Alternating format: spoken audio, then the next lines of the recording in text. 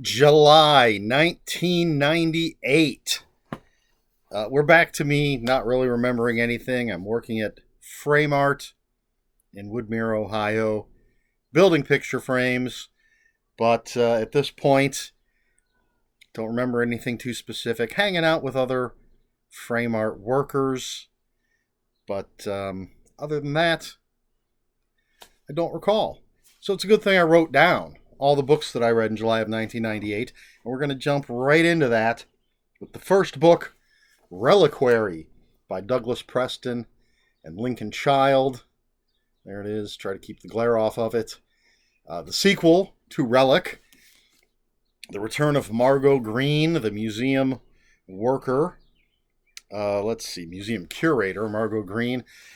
So bodies are turning up, crimes reminiscent, or murder scenes reminiscent of the previous book. And so the cop, Lieutenant D'Augusta, and FBI agent Pendergast, everybody's favorite character, team up with Margo Green to figure out what's going on. I believe there are more monsters in this one, and there's more action taking place outside the museum. Great, great book. I haven't read this one as many times as I've read the first one. This might be the only time I've read it. I don't recall. We'll find out eventually if it ever pops up on the list again. But Douglas Preston, Lincoln Child, always worth reading. It's the only one that I have to show. The second book I read in July of 1998 is Tarzan of the Apes by Edgar Rice Burroughs. I have a copy of that, but it's underneath a ton of other books, and I didn't feel like digging it out, even though it's got such a wonderful cover. It would be great to show you, but I'm a little tired because I did a lot of stuff today, and I did not feel like digging that book out. But anyway, it's Tarzan of the Apes. Tarzan's origin. Does anybody need to be told?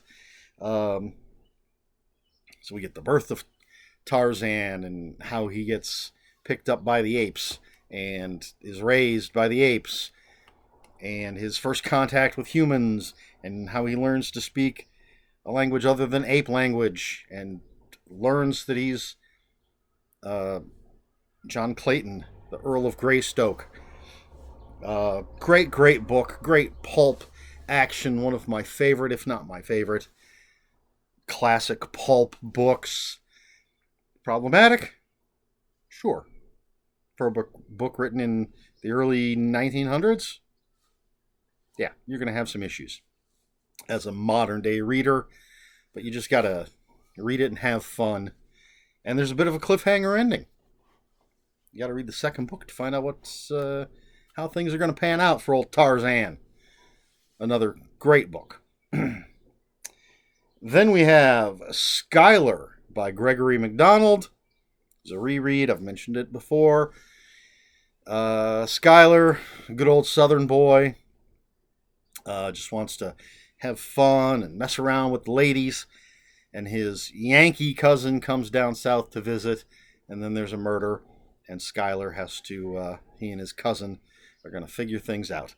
It's a lot of fun. I really enjoy this book. Follow that up with Buffy the Vampire Slayer, Blooded by Christopher Golden and Nancy Holder. And this one takes place in season 3. And the Scooby Gang goes to a museum, and there's a sword, and Willow becomes possessed by an ancient Chinese vampire that was like trapped in the sword with this god that the vampire was fighting back in the day. When there's flashbacks to that kind of stuff. So good, fun Buffy stuff. If you like Buffy, Christopher Golden, Nancy Holder always do a good job. Sometimes Nancy's endings aren't the greatest, but generally the books are a lot of fun. I think they do the characters well. So there you go. And then we have Babylon 5, The Touch of Your Shadow, The Whisper of Your Name by Neil Barrett Jr. And on the Babylon 5 space station, people, and by people I mean humans, aliens, basically anybody that's on the station, They start having nightmares. Garibaldi's trying to figure out what's going on. And then there's this, I love this 9 million mile long green ribbony light that's on a collision course with the station. It's not on any of the sensors. Some people think it's an illusion. Some people think it's a god. So then Sheridan and Garibaldi have to figure out what the hell it is, how it ties into the nightmares, what's going on. Another generally decent Babylon 5 story. If you're a fan of the show, I think you're going to like the books. If you're not a fan of the show, they're good sci-fi reads. I don't recall if it's the type of book that might throw you off because you don't know the show. If it, I don't recall if the books assume you're familiar with the characters and everything. All right, then we have The Alienist by Caleb Carr. Rather popular book, eventually. It was brand new, I think. At least newish when I picked it up. It's been made into a TV show. And this is takes place in, I had to write this down, 1896.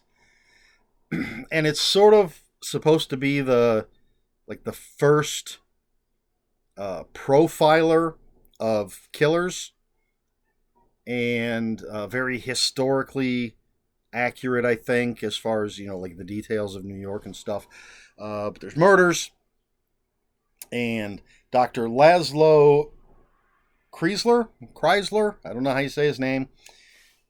He teams up with his reporter buddy John Schuyler, again not sure how you pronounce his name, to investigate these murders, and essentially Dr. Laszlo becomes the first profiler. He sets down the basics for profiling a suspect. I thought it was fine. I generally like this kind of thing, although I've fallen away from the whole serial killer profiling thing. But it didn't blow me away. I believe there's a second book. I've never read it. But it was fine. It was entertaining. I haven't seen the show. But if you like serial killer fiction, if you like profiler, like Mindhunter, kind of stuff, I think it's a book that people will enjoy. Then we have Galapagos by Kurt Vonnegut. I like how this is set up. 1 million years in the past, 1986. Some people are on a cruise, I believe. There's an apocalypse. They end up on the Galapagos Islands and have to sort of rebuild humanity, and it takes some twists and turns. It's your typical Kurt Vonnegut book, satire. I don't think it's strong as his old stuff, Cat's Cradle and Slaughterhouse-Five and all that stuff, but pretty interesting. And I do love the whole fact that 1 million years ago was 1986. Followed up with the penultimate book that I read in July of 1998, Cops and Robbers by Donald E. Westlake. And it's basically about a couple of cops, I think their names are like Tom and Joe, who have just been good cops throughout their careers, do everything by the book, and they feel they have nothing to show for it, and they decide they're going to pull off a heist, rip off Wall Street, and, I'm sure everything's going to go perfectly fine. It's not like Donald E. Westlake writes comedy, crime, and heist novels. Very funny stuff. Donald E. Westlake, fantastic author. I do prefer his Richard Stark pseudonym books, the Parker books, which are really hard crime. Really nothing comedic going on there. But as Donald E. Westlake, he wrote all sorts of different stuff under Donald E. Westlake. But so much of it, a lot of it was crime comedy. And Cops and Robbers fits right into that category and is very entertaining. And the last book that I read in July of 1998 is X-Men Law of the Jungle by Dave Smeds. And in this one, the X-Men answer a call from Kazar, Lord of the Savage Land. Kazar and Sheena call the X-Men for help because this character Sauron, who is basically a human pterodactyl with psychic powers and energy draining powers, he's there with some mutates down in the Savage Land, causing trouble. Kazar needs the X-Men's help. And you got a team of like Cannonball and Wolverine and Cyclops and Psylocke, an interesting team of the X-Men. For anyone who doesn't know, Kazar, Marvel's answer to Tarzan. He was the son of some rich folks, ended up in the Savage Land, raised as kind of a savage. I think he was a little kid when he got there. And the Savage Land is kind of like Pellucidar from Edgar Rice Burroughs, where it's inside the hollow earth, essentially. Or at least it's a land under the mantle of the earth, with dinosaurs and things. And so Kazar is Kevin Plunder, is his real name. And he does the whole loincloth. His companion, well, his wife is Sheena. His companion is Zabu, a saber-toothed tiger, and they protect the Savage Land. But in this case, they needed the X-Men's help. I'm a huge fan of Kazar, so very happy to have a novel where he's a character. And that is it. I should have kept this handy, my little notebook, because, as usual, I did not bother to think of a question ahead of time. So I need to look at the list. Let's go with this. We'll see if anyone can answer this question.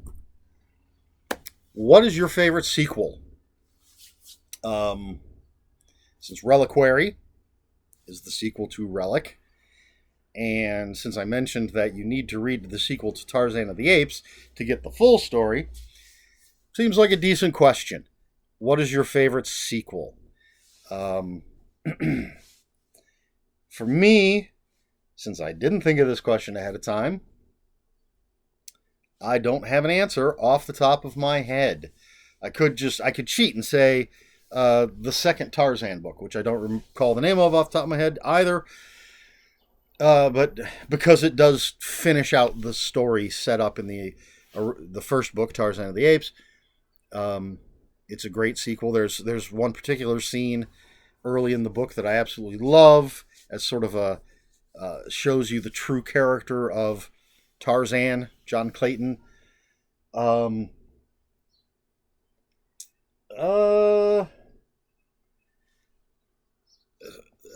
City of the Dead by Brian Keene is a great sequel to The Rising, even though he was forced to write it.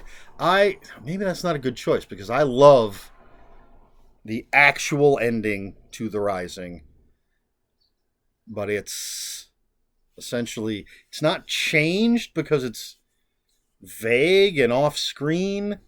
So the sequel shows us, instead of that ending being off screen, now it's the beginning of City of the Dead and it's on screen. But it changes what Brian Keene's intent was with the ending of The Rising. But it's still a good sequel.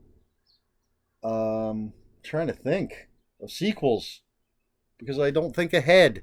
That's my problem. I don't know. I guess I'll stick with those two, since those were the first ones to pop in to my brain. I haven't read, I'm just glancing around at different books. I haven't read The Scarlet Gospel from Clive Barker, which would be a sequel to The Hellbound Heart, and the other short story or novella.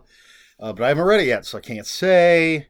I haven't read Don't Fear the Reaper, Seth Graham Jones's, Stephen Graham Jones's, excuse me, Stephen Graham Jones, yeah. Wow, it's been a long day. Anyway, I haven't read Don't Fear the Reaper, which is the sequel to My Heart is a Chainsaw, so I can't speak to that. Clown in a Cornfield 2, Adam Caesar. That was pretty good. That was a nice sequel. Yeah. I guess I'm just sort of copping out on this one. But let's see if you're going to have time. You can watch this video and take your time to think of an answer. I need to start thinking ahead and planning these questions so I don't hem and haw when I don't have an answer.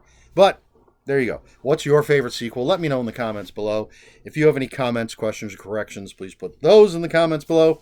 Comments are open for spoilers. Just post a spoiler warning. We try to be polite here on my channel. Please like, share, and subscribe. All the usual YouTube stuff. If you care to follow me on other social media, on Twitter, I'm still at Ronan5757. On Instagram, where I post pictures of books, comic books, board games, and fuzzy animals, I am Eric Smith5757. That's Eric with a K, ERIKSMITH 5757. That is all I have for you this week. So until next week, read more books.